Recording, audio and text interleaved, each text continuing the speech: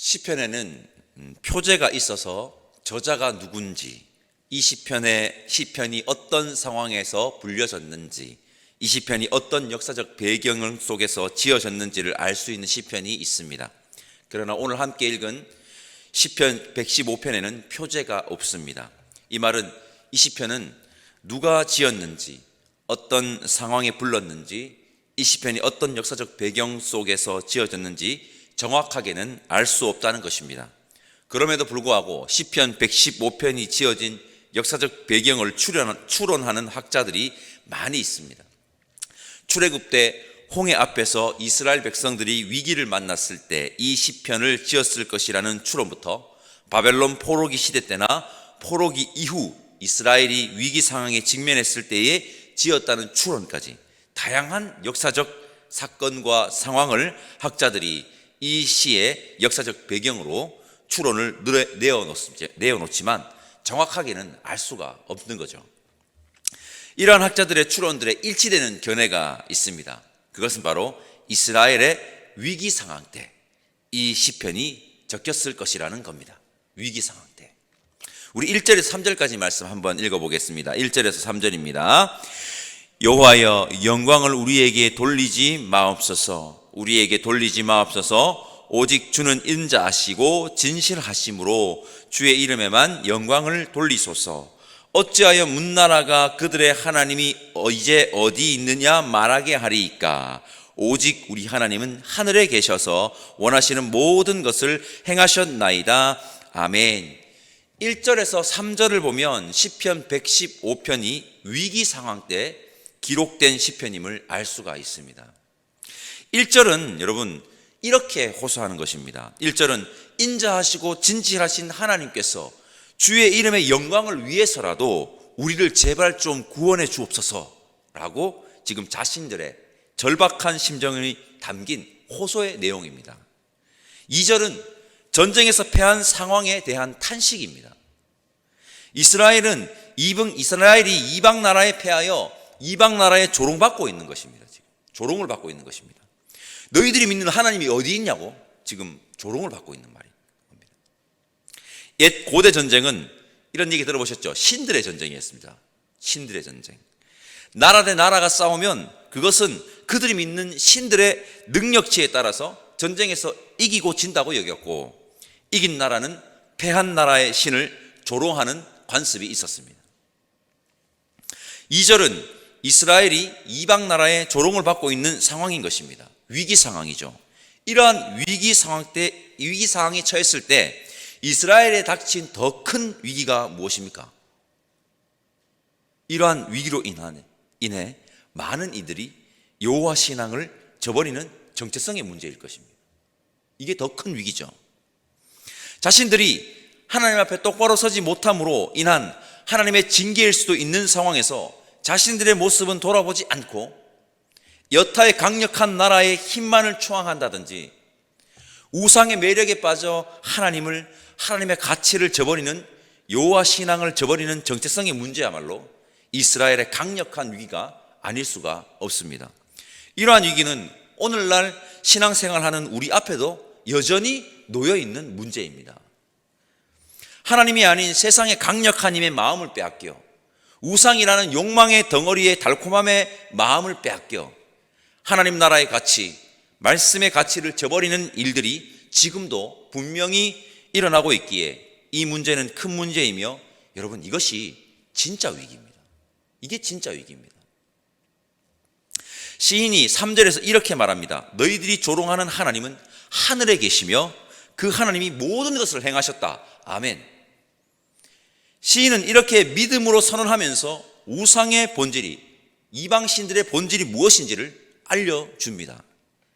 시인은 지금 위기 속에서 정체성의 혼란을 겪는 이스라엘 백성들을 향해서 이 시편을 읽고 묵상하는 모든 성도들을 향해서 하나님이 하늘에 분명히 계시고 지금도 모든 것을 주관하시고 행하시는 하나님이시니, 즉 하나님만이 참신이시니 하나님만 의지하라고 호소하고 있습니다.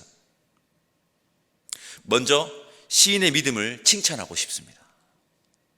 평안할 때는 누구나 다 잘 믿습니다. 아니, 정확하게 말하면요, 다 잘 믿는 것처럼, 잘 믿는 것 같이 보입니다.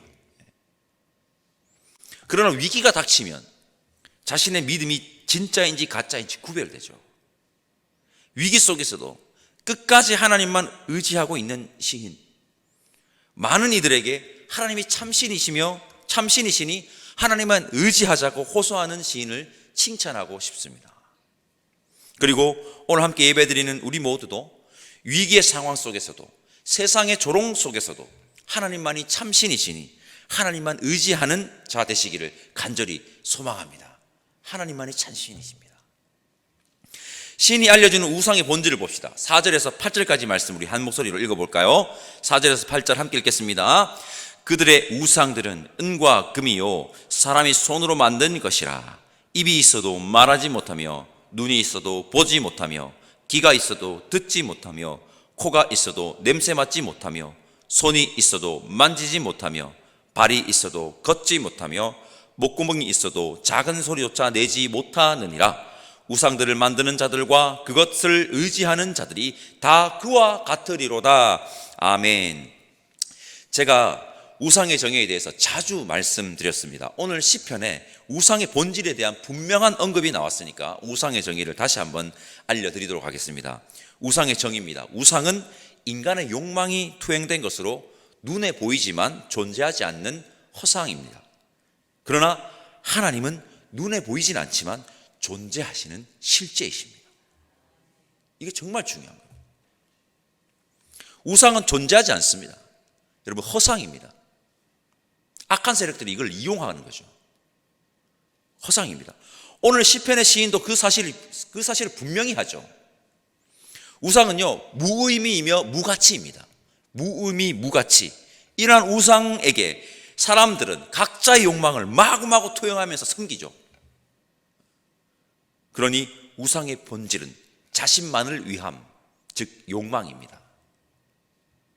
출애굽기 20장 4절에서 하나님은 이스라엘 백성들에게 십계명을 주시면서 이렇게 말씀하십니다. 너희를 위하여 새긴 우상을 만들지 말고. 이 구절은 우상의 본질을 알려주는 구절로, 우상의 본질이 바로 하나님과 이웃사랑이 배제된 자신만을 위함, 임을 우리에게 지금 알려주고 있는 구절입니다.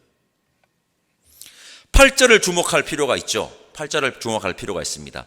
우상을 만들고 그것을 의지하는 자는 우상과 어떻게 된다고요? 같게 된다. 같게 된다.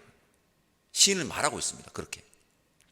우상은 무의미, 무가치, 욕망이 본질입니다. 그러니 우상에게 마음을 빼앗긴 삶은요, 우상과 같은 무의미, 무가치, 욕망의 삶이라는 것입니다. 성도 여러분, 우상을 의지하지 말고 하나님만 의지하며 살아가는 저와 여러분들이 되시기를 간절히 소망합니다. 다르게 말씀드려보겠습니다. 무의미, 무가치의 삶을 살지 말고 뭐죠? 의미, 가치의 삶을 살아가자는 겁니다. 또 다르게 말씀드려보겠습니다. 자신만을 위한 삶, 욕망의 삶을 살지 말고 하나님과 이웃을 위한 삶을 살아가자는 것입니다. 우리 그렇게 살아갑시다. 이러한 삶이 바로 하나님을 믿는 믿음의 삶입니다. 어떠한 상황 속에서도 하나님을 믿는 믿음의 가치의 삶, 하나님과 이웃을 위한 삶, 하나님만 의지하는 삶을 살아가는 저와 여러분들 되시기를 다시 한번 간절히 소망합니다. 9절에서 11절은요, 다 똑같은 의미의 구절입니다. 3번을 반복했다. 이게 뭐죠? 중요하다는 것입니다. 9절에서 이스라엘아라고 이렇게 부르고 있는데, 이스라엘은 이스라엘의 일반 백성을 의미하고, 10절에 아론의 집, 이게 이스라엘의 제사장들을 말하는 것이며, 11절에 여호와를 경외하는 자들은요, 이방인이지만 하나님을 믿는 자들을 가리킵니다. 즉, 시인은 지금 하나님을 믿는 모든 이들을 어떻게 하죠? 부르고선 여호와를 의지하라. 그는 너희의 도움이시요 너희의 방패시로다 라고 지금 말하고 있는 것입니다. 성도 여러분, 하늘에 계시는 하나님이 우리 가운데 행하시는 하나님이야말로 눈에 보이지는 않지만 실제하시는 하나님이야말로 우리의 도움이시며 우리의 방패십니다. 믿으십니까? 어떠한 상황 속에서도, 위기 속에서도 오직 한 분, 하나님만을 의지하는 우리 모두가 되길 소망합니다. 12절과 13절 말씀 제가 읽어보겠습니다. 여호와께서 우리를 생각하사 복을 주시되 이스라엘 집에도 복을 주시고 아론의 집에도 복을 주시며 높은 사람이나 낮은 사람을 막론하고 여호와를 경외하는 자들에게 복을 주시리로다. 아멘. 성도 여러분, 진짜 복은 여호와께 있습니다. 가장 어리석은 자들은 진짜를 버리고 뭐죠? 가짜를 택하는 자들인 겁니다. 우리에게 최고의 복은 하나님과 동행하는 삶입니다. 이것을 저버리고 자신의 욕망만을 추구하는 이가, 우상의 그 본질 속에 뛰어드는 이가 제일 어리석은 자들임을 여러분 기억해야 합니다. 그리고 그 복은 원래부터 이스라엘과 아론의 집, 앞서 설명드렸죠? 그리고 높은 사람이나 낮은 사람, 막론하고 차별 없이 동일하게 주어지는 하나님의 복입니다. 16절에서 18절까지 말씀 함께 읽읍시다. 16절에서 18절입니다. 하늘은 여호와의 하늘이라도 땅은 사람에게 주셨도다. 죽은 자들은 여호와를 찬양하지 못하나니 적막한 데로 내려가는 자들은 아무도 찬양하지 못하리로다. 우리는 이제부터 영원까지 여호와를 송축하리로다. 할렐루야. 아멘. 16절이 말하는 것은요, 하늘과 땅 모두 하나님이 만드신 하나님의 것이라는 겁니다. 땅은 사람에게 주셨더라. 땅 역시 하나님이 만드셨지만 그곳에서 아름답게 살아가라고 사람에게 뭐 했다는 거죠? 하나님께서 위임해 주셨다는 겁니다. 너희들이 주인이 아니라 하나님께서 위임해 주셨다는 것입니다. 즉 하나님이 창조주임을 시인은 말하고 있습니다. 죽은 자들은 여호와를 찬양하지 못한다고 시인은 강력하게 말합니다. 성경에서 말하는 죽음의 정의가 무엇일까요? 성경에서 말하는 죽음의 정의는요, 하나님과의 관계 단절입니다. 하나님과의 관계 단절. 생물학적 죽음을 이야기하는 것이 아니라 하나님과의 관계 단절을 이야기하는 겁니다. 하나님과 관계가 단절되는 순간 그건 죽음인 겁니다. 하나님과의 관계가 단절된 자가 어찌 하나님을 찬양할 수 있겠습니까?